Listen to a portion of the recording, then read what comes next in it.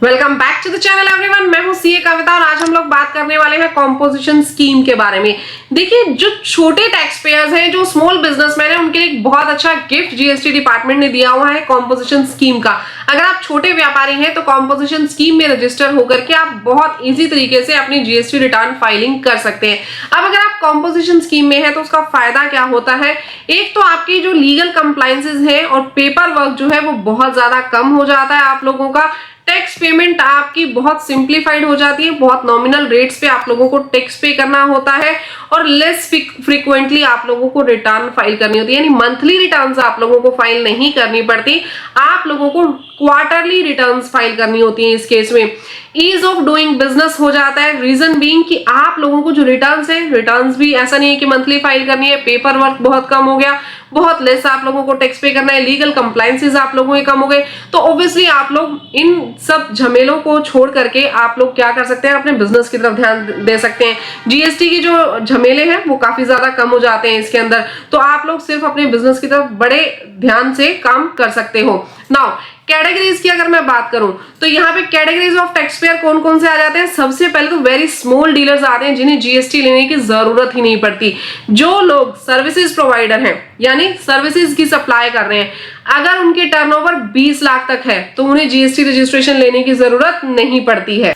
अगर गुड्स की मैं बात करूं तो गुड्स के केस में आप लोगों के पास जो लिमिट है वो 40 लाख की है। 40 लाख तक अगर आप गुड्स की सप्लाई कर रहे हैं तो आप लोगों को जीएसटी रजिस्ट्रेशन लेने की जरूरत नहीं पड़ती, बट अगर इनसे ज्यादा लिमिट हो जाती है आपको तो आप लोगों को जीएसटी रजिस्ट्रेशन लेना पड़ेगा।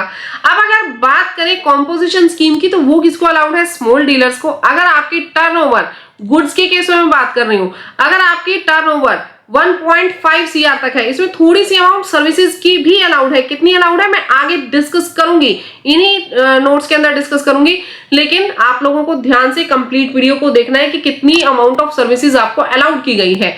अगर आपकी टर्नओवर 1.5 सीआर है तो आप कॉम्पोजिशन स्कीम को ऑप्ट कर सकते हैं, अदरवाइज नहीं कर सकते।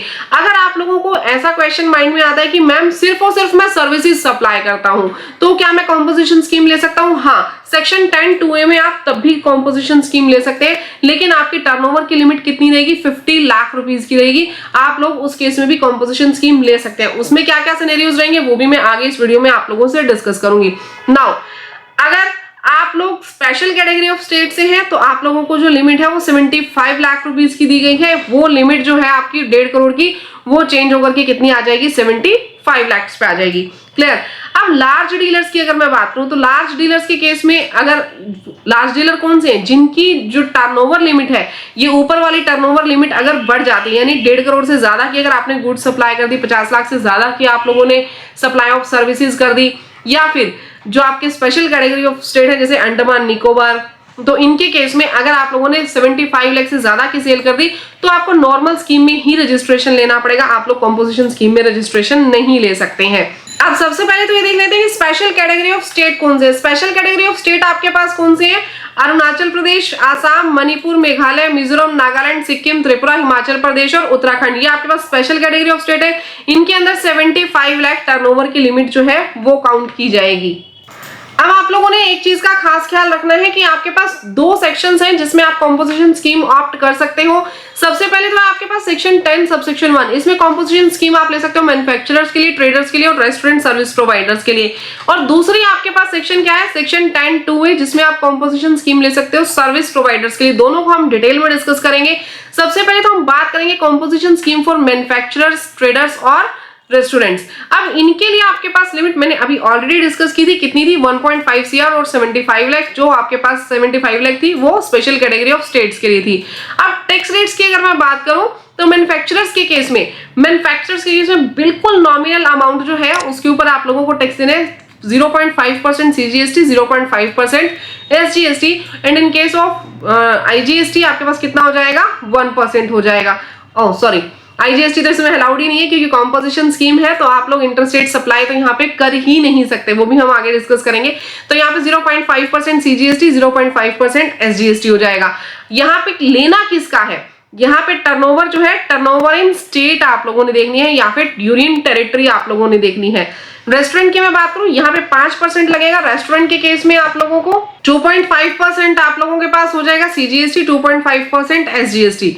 यहाँ भी आपको टर्नओवर इन स्टेट देखना है। ट्रेडर्स के केस में आप लोगों ने खास ख्याल रखना है, ट्रेडर में 0.5% 0.5% होगा, but that will be taxable turnover of goods.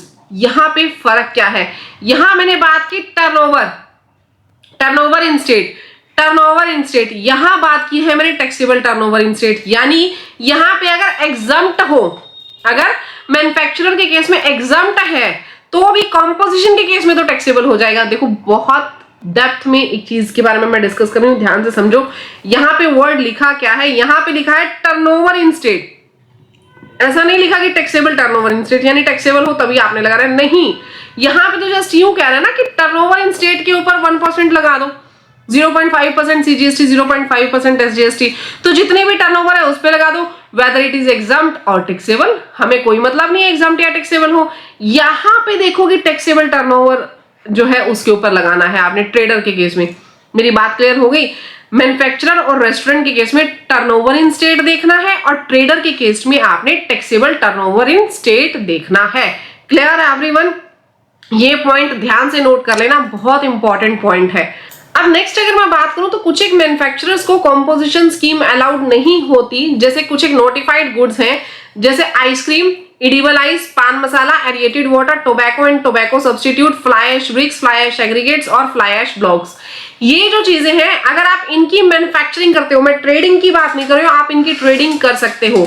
In goods की अगर आप लोगों ने मैन्युफैक्चरिंग की तो आप लोगों को कॉम्पोजिशन स्कीम जो है वो नहीं मिलेगी, आप कॉम्पोजिशन स्कीम को ऑप्ट नहीं कर सकते। इवन अगर आप कभी भी कॉम्पोजिशन स्कीम को ऑप्ट करोगे तो आपको डिक्लेरेशन देनी होती है कि आप इन गुड्स में से किसी के भी मैन्युफैक्चरर नहीं हो।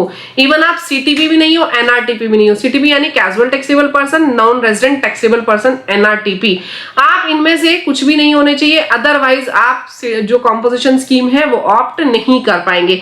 आप इन गुड्स की ट्रेडिंग तो कर सकते हैं लेकिन आप इन गुड्स की मैन्युफैक्चरिंग नहीं कर सकते, तभी आप कॉम्पोजिशन स्कीम को ऑप्ट कर सकते हैं। यहां तक आप लोगों को क्लियर आई थिंक हो गया होगा। कुछ भी आप लोगों को डाउट है आप कमेंट सेक्शन में बताइए, आप लोगों को जो भी डाउट्स है हम क्लियर करने की जरूर कोशिश करेंगे। सेकेंडली ये भी जरूर बताइएगा वीडियो आप लोगों को लगी कैसी है, ताकि हमें पता चले कि हमारी मेहनत जो है वो सफल हुई या नहीं हुई। नेक्स्ट हम लोग बात करेंगे सर्विसेज के लिए आपको कॉम्पोजिशन स्कीम कब ऑप्ट करनी होती है। बाकी चीजों में हमने बात कर ली, अब हमारे पास आ जाएगा सेक्शन 10 सबसेक्शन 2A। देखिए जो अदर हमारे पास सर्विस प्रोवाइडर्स हो गए या फिर मिक्स्ड सप्लायर्स हो गए, हाँ इसमें एक चीज हमारी और रहेगी जो हम पहले डिस्कस कर लेते हैं, वेट अ सेकेंड। हाँ जी ये वाला पॉइंट, ये पॉइंट हमारा उसी के साथ डिस्कस हो जाना चाहिए था, पहले हम इसको डिस्कस कर लेते हैं। जो हमारे पास सेक्शन 10 सबसेक्शन 1 के अंदर हमने लिमिट देखी 1.5 CR वाली और 75 lakhs वाली, उसमें क्या होता है, उसमें मैंने आपको बताया था कि सिर्फ और सिर्फ गुड सप्लाई होना चाहिए, लेकिन ऐसा हो नहीं सकता। थोड़ी बहुत सर्विसेज तो हर ऑर्गेनाइजेशन देता ही देता है। जैसे कि अगर बैंक का इंटरेस्ट है, बैंक इंटरेस्ट आप लोगों को रिसीव हो रहा है, एफडी के ऊपर इंटरेस्ट आप लोगों को रिसीव हो रहा है, या फिर आपका ऑटोमोबाइल से रिलेटेड काम है, थोड़ा बहुत रिपेयरिंग से रिलेटेड आप लोगों को कुछ रिसीव हो रहा है, तो ऐसी कुछ ना कुछ सर्विसेज होती हैं जिसको आप इग्नोर नहीं कर सकते। अगर आप गुड्स सेलिंग का भी काम कर रहे हो तो कुछ ना कुछ रिपेयरिंग सर्विसेज का काम या अदर सर्विसेज का काम आप लोगों को प्रोवाइड करना पड़ता है, which is connected to your business. आपको एंसिलरी सर्विसेज के तौर पे कुछ ना कुछ सर्विसेज प्रोवाइड करनी पड़ती हैं, राइट एवरीवन। तो अगर ऐसी कोई एंसिलरी सर्विसेज आप लोग प्रोवाइड करो, मैं कह रही हूं मेन कंपोनेंट नहीं है बिजनेस का सर्विसेज, ध्यान से मेरी बात सुनिए, आपके बिजनेस का जो मेन कंपोनेंट है दैट इज नॉट सर्विसेज, वो सर्विसेज नहीं है, आप जस्ट एंसिलरी एक्टिविटीज के तौर पे कुछ सर्विसेज प्रोवाइड कर रहे हो, तो आपके पास कितनी सर्विसेज अलाउड की जाएंगी वो आपको यहाँ पे लिमिट बता रहा है। या तो 10% of the turnover in preceding financial year, उस फाइनेंशियल ईयर की नहीं, प्रीसीडिंग फाइनेंशियल ईयर, और 5 लाख विचएवर इज हायर। जैसे कि प्रीसीडिंग फाइनेंशियल ईयर में आपके पास जो टर्नओवर थी वो थी 40 lakhs, क्लियर, और आपने अभी जो एक्सपेंसेस जो आपने सर्विसेज प्रोवाइड की वो प्रोवाइड की है 4.5 lakhs की, तो क्या आपको ये सर्विसेज देनी अलाउड थी? अब आपके पास लिमिट क्या है, प्रीसीडिंग फाइनेंशियल ईयर, यानी पिछले फाइनेंशियल ईयर का आप लोग देखें 10%, इसका 10% करोगे कितना आ जाएगा 4 लाख, और यहां पे लिमिट दूसरी क्या है 5 lakh, which ever is higher, which ever is higher यानी 5 लाख आपको अलाउड है, लेकिन आप कितनी सर्विसेज यहाँ पे प्रोवाइड कर रहे हो 4.5 लाख, तो 5 लाख और 4.5 लाख उससे कम है 4.5 लाख, इसका मतलब ये सर्विसेज आपको देना अलाउड था। मेरी बात समझ में आ गई? आप 4 लाख या 5 लाख विचएवर इज हायर, यानी 5 लाख तक सर्विसेज प्रोवाइड कर सकते थे, बट आपने कितनी प्रोवाइड की है? 4.5 लाख की प्रोवाइड की है, तो वो आपको देनी अलाउड थी। क्लियर है एवरीवन? हाँ जी मैम, बिल्कुल क्लियर है। अब मैम एक चीज बताओ, अभी तो आप कह रहे थे कि एक अलग सेक्शन है सर्विसेज प्रोवाइड करने पे, यहाँ पे आप सेम ही सेक्शन प्रोवाइड कर रहे हो। बेटा दोनों में फर्क है, मैं आप लोगों को अभी समझाऊंगी, बहुत अच्छे से समझाऊंगी। यहाँ पे जो मैंने बात की ना, यहाँ पे कुछ एंसिलरी एक्टिविटीज की मैंने बात की, मेन एक्टिविटीज सर्विस प्रोवाइड करना नहीं है। बट अगर मैं मेरी बात करूं, I am a chartered accountant, क्या मेरा मेन काम क्या है? मेरा मेन काम गुड्स को सप्लाई करने का नहीं, मेरा मेन काम है सर्विसेज सप्लाई करने का, सर्विसेज देने का। क्लियर? अब सेक्शन 10(2) में अगर आप बात करोगे ना, तो यहाँ पे स्मॉल सर्विस प्रोवाइडर ही आ रहे हैं आप लोगों के पास। यहाँ पे गुड्स सप्लाई की किसी भी तरीके से बात ही नहीं हो रही है। यहाँ पे हम मेनली सप्लाई ही सर्विसेज करने वाले हैं, लेकिन वहां पे क्या था? वहां पे मेन काम तो गुड्स का था, लेकिन उसके साथ थोड़ी बहुत सर्विसेज प्रोवाइड की जा रही है। वहां पे हमें लिमिट देखनी पड़ेगी कि हम कितनी सर्विसेज को प्रोवाइड कर सकते हैं। क्लियर हो गया आप लोगों को? नाउ अब यहाँ पे आप लोगों को देखना है कि इसकी एप्लीकेबिलिटी कहाँ पे, जहां पे सर्विसेज प्रोवाइड की जा रही है, और जो पर्सन्स एलिजिबल नहीं है सेक्शन 10 सबसेक्शन 1 के अंदर, वो पर्सन यहाँ पे जो है रजिस्ट्रेशन लेंगे सेक्शन 10 सबसेक्शन 2A के अंदर। ध्यान रखिएगा, अगर रेस्टोरेंट सर्विस प्रोवाइडर्स की बात हो रही है तो वो सेक्शन 10 सबसेक्शन 1 के अंदर रजिस्ट्रेशन लेंगे। बट अदर देन दैट, अब वो भी तो मेन काम तो उनका रेस्टोरेंट सर्विस प्रोवाइडर का सर्विसेज ही है ना, बट वहां कहीं ना कहीं गुड्स इन्वॉल्व होती हैं, वो कैटरिंग से रिलेटेड एक्टिविटीज हैं, तो वो सेक्शन 10 सबसेक्शन 1 में जाएंगे। अब यहाँ पे आप लोगों को जो टर्नओवर लिमिट दी गई है, टर्नओवर लिमिट कितनी की दी गई है? 50 लाख की दी गई है। टैक्स रेट आपका कितना बनेगा? 6% का यहाँ पे टैक्स रेट आप लोगों का बनेगा। 3% CGST, 3% SGST, बहुत माइनर टैक्स रेट है। बट यहाँ पे कुछ एक कंडीशंस लगाई गई हैं। एक तो आप लोग एंगेज नहीं होगे, जो नॉन टैक्सेबल गुड्स की सप्लाई नहीं करोगे, सर्विसेज की सप्लाई नहीं करोगे। सेम कंडीशंस अगर आपकी कंप्लीट हो जाती है तो आप लोग ये सेक्शन के अंदर ऑप्ट नहीं कर पाओगे composition scheme. Interstate outward supply नहीं करेंगे आप लोग, ईसीओ के थ्रू आप लोग सप्लाई नहीं करेंगे सर्विसेज की। कौन से ईसीओ? जो कि टीसीएस कलेक्ट करते हैं, उन ईसीओ के थ्रू। जोमेटो के थ्रू कर सकते हैं, लेकिन जो टीसीएस कलेक्ट करते हैं उनके थ्रू नहीं कर सकते। आप मैन्युफैक्चर नहीं करोगे नोटिफाइड गुड्स का, आप सीटीपी या एनआरटीपी नहीं हो सकते हैं। अगर ये कंडीशंस आप लोगों के ऊपर एप्लीकेबल हो जाती हैं तो आप लोग कॉम्पोजिशन स्कीम को ऑप्ट नहीं कर पाएंगे। कंडीशन ध्यान रखिएगा, सेक्शन 10(1) में जो टर्नओवर लिमिट है वो अलग है, सेक्शन 10(2)A की जो टर्नओवर लिमिट है वो अलग है। यहाँ पे सिर्फ 50 लाख की टर्नओवर लिमिट आप लोगों को दी गई है। एग्रीगेट टर्नओवर इसमें हम लोग डिस्कस कर लेते हैं। एग्रीगेट टर्नओवर की मैं बात करूं तो उसमें taxable turnover, exempt supply, export, interstate जो सप्लाईज होंगी अंडर सेम पैन, ये आप लोगों की कंप्लीटली यहाँ पे इंक्लूड की जाएंगी। कॉम्पोजिशन स्कीम की कंप्लायंसेस की अगर मैं बात करूं तो क्वार्टरली स्टेटमेंट आपके पास जाती है CMP 08, एनुअल रिटर्न आपके पास जाती है GST 4। यहाँ पे आप लोगों के पास इनवॉइस नहीं बनता, इनवॉइस की जगह आपको बिल ऑफ सप्लाई बनाना पड़ता है।